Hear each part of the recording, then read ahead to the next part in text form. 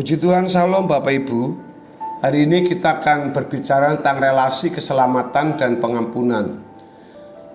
Saudara, dalam renungan kemarin kita berbicara tentang pengampunan, dan hari ini kita masih berbicara dalam konteks pengampunan, tetapi bagaimana relasi keselamatan dan pengampunan.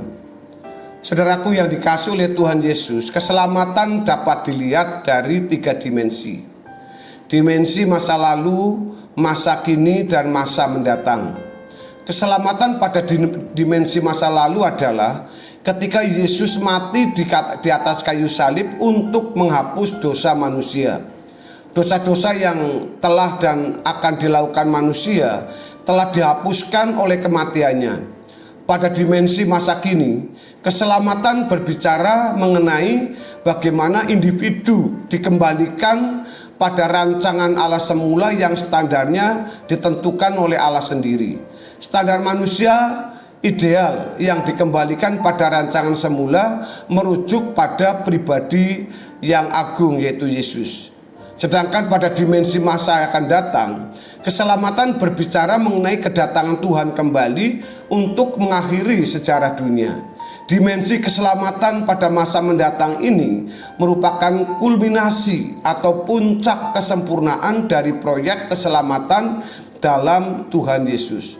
Saudaraku yang dikasihi oleh Tuhan Yesus, jika dikaitkan dengan pengampunan terhadap pertanyaan, sebenarnya apakah kita yang terlebih dahulu diampuni oleh Tuhan atau mengampuni orang dahulu baru diampuni Tuhan? Hal ini dapat dipertanyakan mengingat Tuhan berkata bahwa kita tidak dapat diampuni apabila tidak mengampuni orang yang bersalah kepada kita. Di dalam Matius pasal yang ke-6 ayat yang ke-12. Dan ampunilah kami akan kesalahan kami, seperti kami juga mengampuni orang yang bersalah kepada kami.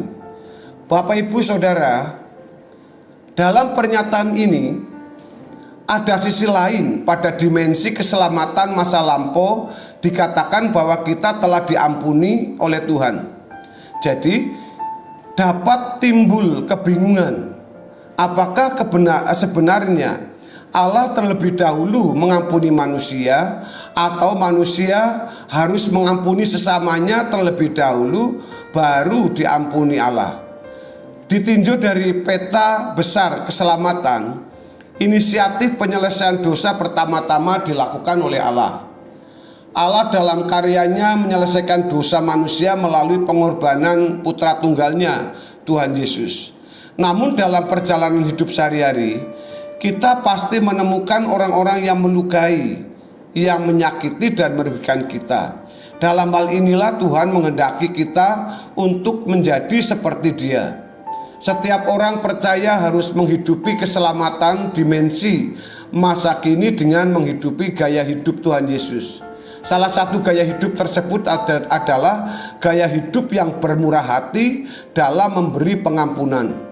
Tuhan menghendaki kita untuk menjadi seperti Dia dalam memberikan pengampunan. Ketika dipertanyakan apakah kita mengampuni orang lain dulu baru Allah mengampuni kita, atau Allah dulu mengampuni kita baru kita mengampuni orang lain, pertanyaan ini sebenarnya sulit dijawab karena tidak tepat. Mengapa tidak tepat? Karena kita harus melihat peta besar dulu. Dosa kita diselesaikan di kayu salib, tetapi karakter kita belum selesai. Kita masih memiliki cacat karakter yang harus diselesaikan dengan perubahan paradigma yang konsisten. Oleh karenanya, Tuhan pasti mempertemukan kita dengan orang yang merugikan atau menyakiti kita untuk mengobati hal tersebut. Melalui hal inilah kita hendak disempurnakan oleh Tuhan. Tuhan pasti memberikan peristiwa hidup yang menstimulasi atau merangsang kita untuk marah, terluka, dan sebagainya.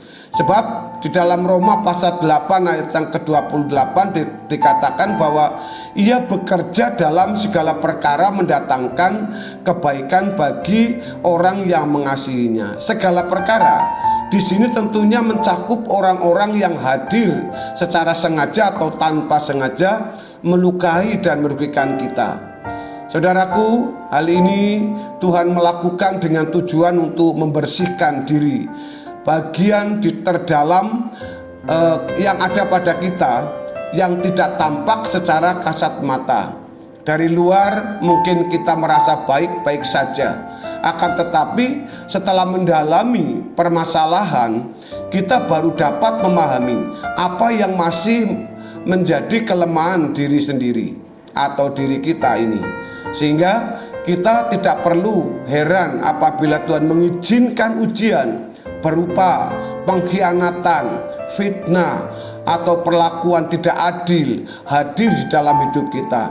Tuhan hendak membersihkan sampah-sampah tersembunyi di kedalaman jiwa kita dalam level atau stadium tertentu. Biasanya kita dapat merasa sakit, misalnya ditipu 10 juta rupiah. Namun ketika diizinkan Tuhan ditipu 10 miliar rupiah, barulah tampak bahwa ternyata kita bisa memaki, mengumpat, bahkan mencelakai orang lain dengan sejumlah uang tersebut. Tuhan mengizinkan level atau stadium ujian tertentu hadir dalam hidup kita untuk apa, Bapak Ibu? Menyempurnakan saudara dan saya. Jadi penebusan atau keselamatan dalam Tuhan Yesus tidak membuat kita hidup sesuai selera atau gaya hidup kita sendiri yang telah ditentukan oleh standar dunia, yaitu mata ganti mata atau gigi ganti gigi. Tuhan hendak menjadikan kita sampai tingkat di mana kita bisa mencerminkan dirinya yang tidak bercacat celah. Bukan hanya tidak membenci, tetapi sampai di titik kita sama sekali tidak lagi membela diri. Kita mampu menyerahkan seluruhnya kepada Tuhan dalam kebergantungan penuh kepadanya, kepada Tuhan ini. Bapak Ibu, ini memang sangat-sangat sulit. Tetapi saudara, ini adalah sebuah pembentukan kita untuk menjadi seperti Tuhan Yesus. Kiranya kebenaran firman Tuhan kita pada hari ini memberkati kita semuanya. Haleluya. Amin.